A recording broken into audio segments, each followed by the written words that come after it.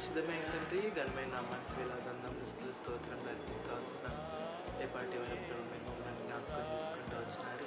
సహోదరుడు భక్త సింగ్ గారి అనుభవ సాక్ష్యమును తండ్రి వినచిన సహోదరులకు తండ్రి నేను చదివి వినిపించుచుండగా మీ యొక్క కృప, మీ యొక్క జ్ఞానం నాకు అనుగ్రహిస్తురండి. ఎవరైతే రక్షణ లేని వారు ఉంటున్నారో ఈ సాక్ష్యం వినటం ద్వారా రక్షింపబడినట్లు మీ కృప చూపిస్తున్నామని వేడుకుంటూ వస్తున్నాను. అలాగూ ఈ యొక్క సాక్ష్యం విన్నవారు తండ్రి చివరి వరకు సాక్ష్యం అంతా విని దాన్ని మేలు క్షేమం పొందినట్లు రక్షణ అనుభవంలోనికి వచ్చినట్లు మీ కృప అనుగ్రహిస్తారని నమ్మి స్తుతిస్తూ యేసు పరిశుద్ధ నామములో స్తుతించి ఆరాధించి ప్రార్థించి వేడుకొంచున్నాం తండ్రి. ఆమేన్.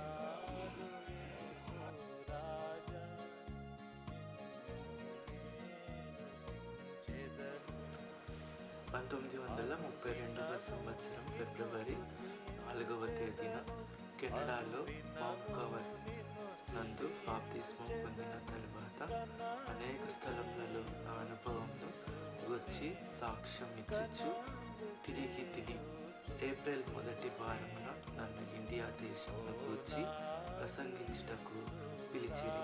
ప్రసంగము ముగియగా వారు నన్ను ఇండియా మిషనరీ వారు చేయుచున్న పని విషయము నీ అభిప్రాయమేమని ప్రశ్నించిరి.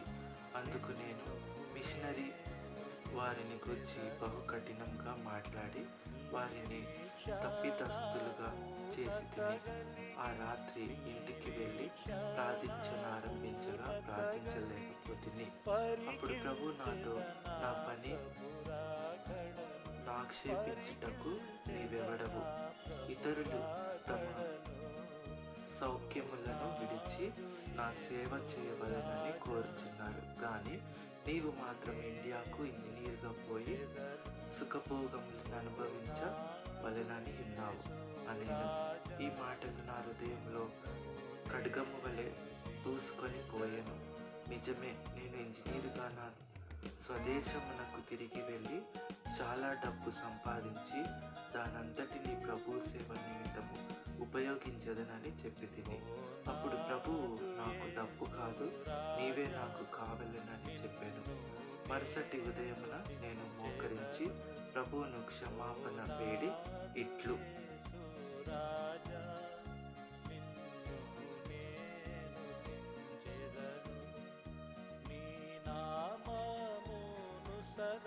ప్రార్థించి తిని, ప్రభువా నన్ను అంగీకరించుము. ఇండియాకైనను చైనాకైనను ఆఫ్రికైనను ఎచ్చటికైనను సరే వెళ్ళుటకు సిద్ధముగానున్నాను. నీ కొరకు నా బంధువులను, నా స్నేహితులను, నా ఆస్తినంతటిని విడిచుటకు సిద్ధముగానున్నాను అని చెప్పి తిని. అందుకు ప్రభువు, నీవు విశ్వాసం వలనైననే జీవించవలెను. నీ స్నేహితులను కానీ బంధువులను కానీ నీ సహాయం కొరకు అడగకూడదు. ఒక కప్పు కాఫీ కొరకు కూడా ఎవరిని అడగరాదు. నీ స్వంతముగా ఎట్టి ఏర్పాట్లు చేసుకొనకూడదు అని చెప్పాను. అందుకు నేను, ప్రభువా, నా ఆస్తి అంతయు విడిచి విశ్వాసం వలన జీవించ సెలవిచ్చితివి. నా అవసరములను తీర్చువారెవరు అని అడిగి తిని. ప్రభు, ఆ సంగతి నీ పని కాదు అని చెప్పాను. ఇప్పటికీ ఎన్నో సంవత్సరములైనను నా ప్రాణ స్నేహితులలో సహా ఎవరినైనాను దేని కొరకు కానీ అడగలేదు. దేవుడు నా అక్కర్లన్నిటినీ ధారాళంగా తీర్చుచున్నాడు.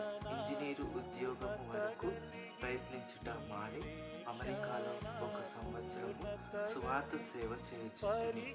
1932వ సంవత్సరం అక్టోబర్ 19వ తేదీన నా తండ్రికి నేను మారు మనసు పొందిన విషయంను ఒక ఉత్తరములో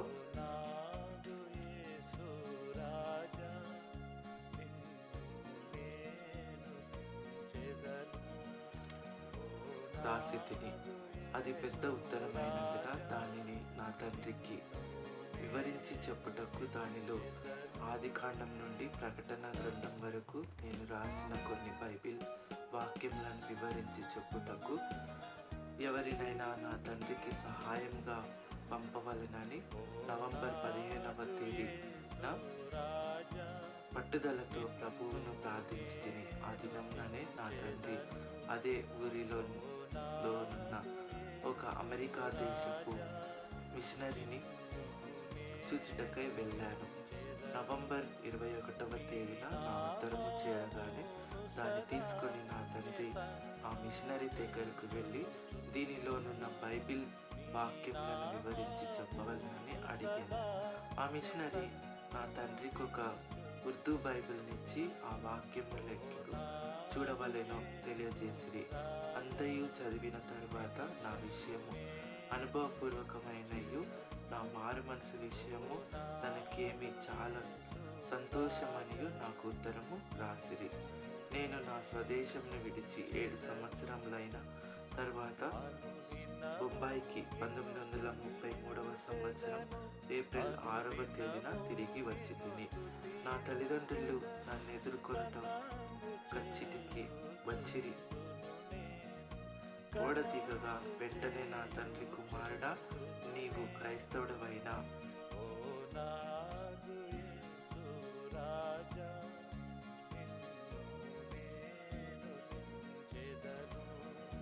క్రైస్తవుడైన సంగతి నీ తల్లికి నాకును తప్ప మరెవరికి తెలియదు కనుక నీ కుటుంబ మర్యాదకు లోపము రాకుండానట్లు నీవు సిక్కు మతస్థుడవని చెప్పవలెను.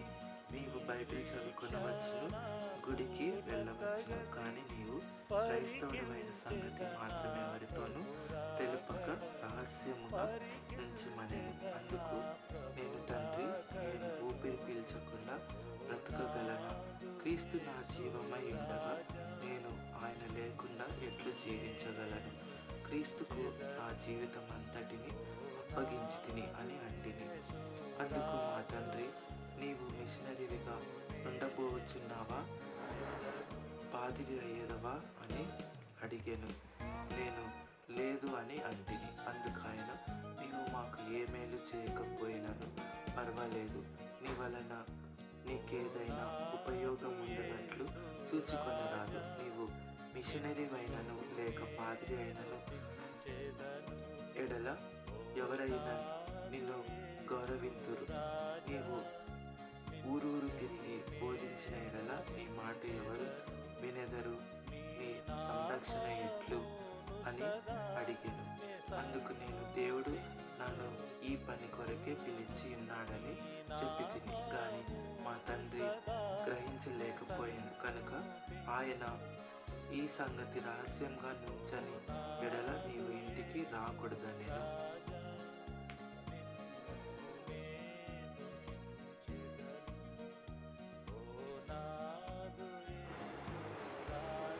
నా తల్లిదండ్రులు నన్ను బొంబాయిలోనే విడిచిపెట్టిరి. నేను అక్కడనే ఉండి కొంతకాలం సువార్త పని చేయుచుంటిని. 2-3 వారములు గడిచిన తరువాత కరాచీలోనున్న నా సహోదరి, నీవు తిరిగి వచ్చితివని వింటిని, నన్ను చూచుటకు రమ్మని ఉత్తరము రాసెను. అయితే నేను క్రైస్తవుడనైన సంగతి ఆమెకు తెలియదు. నేను బొంబాయిలో ఉద్యోగం కొరకు ప్రయత్నించుచున్నానని అనుకొనేను. కరాచీకి వెళ్ళి నా సహోదరిని చూచి తిని, అచ్చట నేను గుడికి వెళ్ళుటయు వీధిలో ప్రసంగం చేయుటయు చూచి పరిస్థితులు అపాయకరముగా నున్నవి, త్వరగా రమ్ము అని నా తండ్రికి ఉత్తరము రాసెను. వెంటనే నా తండ్రి బయలుదేరి కరాచీకి వచ్చిరి. ఆ సాయంకాలమే మా కుటుంబం అంతయు కూడుకొనిరి. నా సహోదరి, ఆమె భర్త, నా సహోదరులు, తండ్రియు కూడిన తరువాత నా సహోదరి మిగిల కోపించి, నీవు ఘనమైన మతమును విడిచి చండాలుడవైతివని దూషించాను. అందుకు నేను, చండాలుని కన్న దౌర్భాగ్యుడని, నా హృదయ స్థితిని మీరెరుగరు, నేను మహాపాపిని, ప్రభువైన యేసు నాతో చెప్పెనని అంటిని. అందుకు నా సహోదరి చాలా కోపము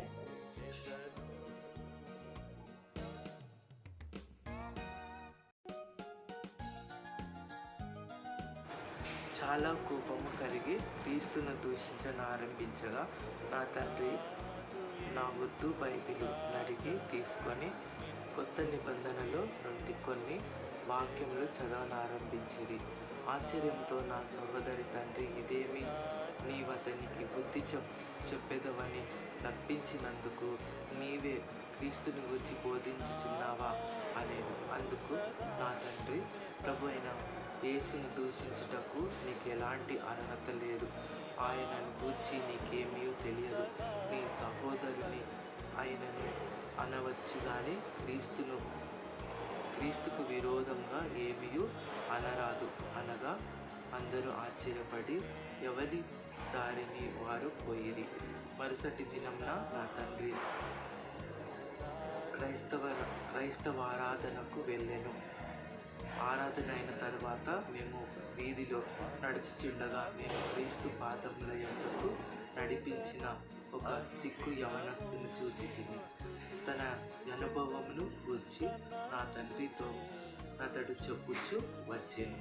అందుకు నా తండ్రి నన్ను బొంబాయిలో ఒంటరిగా విడిచి వెళ్ళిన తరువాత సంతోషమేమీ లేక సాధువుల యొద్దకు సన్యాసుల యొద్దకు వెళ్ళి ఆత్మశాంతినెట్లు పొందవలెనని అడుగగా వారందరూ దాన్ని పొందుట అసాధ్యమని చెప్పిరని అతనితో చెప్పాను. ఒక ఆదివారం నా తండ్రి లాహోర్లోని ఒక క్రైస్తవ గుడి సమీపంన వెళ్ళుచుండగా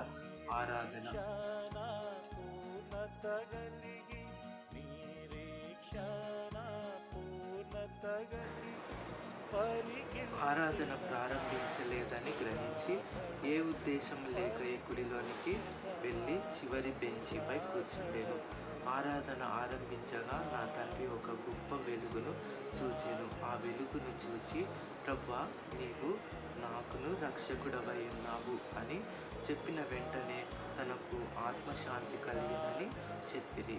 నా తండ్రి కరాచీని విడువక పూర్వము నీకిష్టమైనప్పుడు ఇంటికి రావచ్చు ననిరి గనుక ఇంటికి వెళ్ళి తిని బంధుమిత్రులందరూ నన్ను చూడవచ్చిరి. ఉదయం నుండి రాత్రి వరకు నన్ను గద్దించిరి. ప్రతి స్త్రీ పురుషుడు ఏదో ఒక మాట అనక మానలేదు. కానీ నేను మాత్రము మౌనంగా నుండిని. తరువాత నా తండ్రి నీవెందుకు గుడిలో సాక్ష్యమియ్యకూడదని అడిగిరి. స్థానిక చర్చి పాదిరి అందుకు ఒప్పుకొనలేదు. ఈ పట్టణమందు నీకు బంధుమిత్రులు అనేకులున్నారు గనుక వారు నీకు కీడు చేసేదరేమో అనేను. నేను ఏమి సంభవించినను సిద్ధముగా నున్నానంటిని గనుక క్రొత్తగా కట్టబడిన గుడిలో కూడికలు జరిగెను. అన్ని జాతుల వారు గుడిలో నుండి లోపల బయట కొంచెమైనను స్థలము లేకపోయాను. నా సాక్ష్యమును నేనచ్చట నిచ్చి తిని. కూటము ముగిసిన తర్వాత అనేకులు నా చుట్టూ చేరి నిన్ను కొన్ని ప్రశ్నలు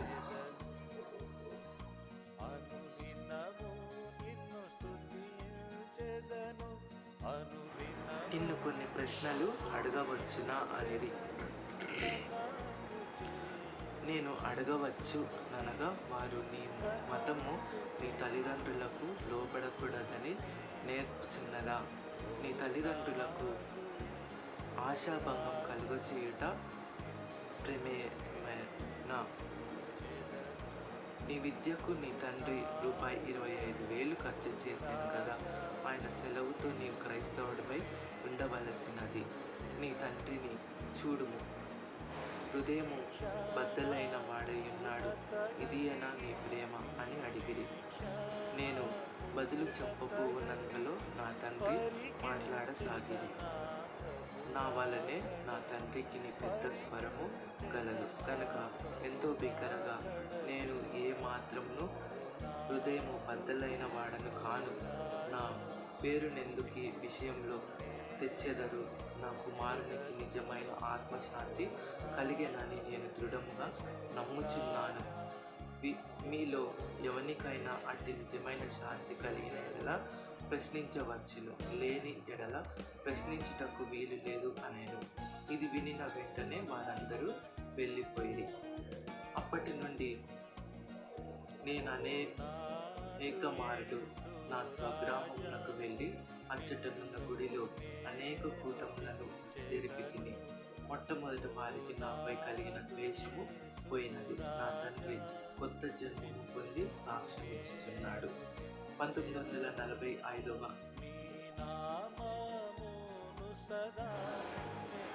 ప్రభు నామమునకు మహిమ కలుగును గాక. Thanks for watching this video. జాగ్రత్తగా ఈ యొక్క సాక్ష్యంను, సోదరుడు భక్త సింగ్ గారి సాక్ష్యంను సంపూర్ణంగా విని ఆత్మీయ మేలుక్షేమము పొందాలని నా యొక్క ఆశ. దేవుడి నామమునకు మహిమ కలుగును గాక.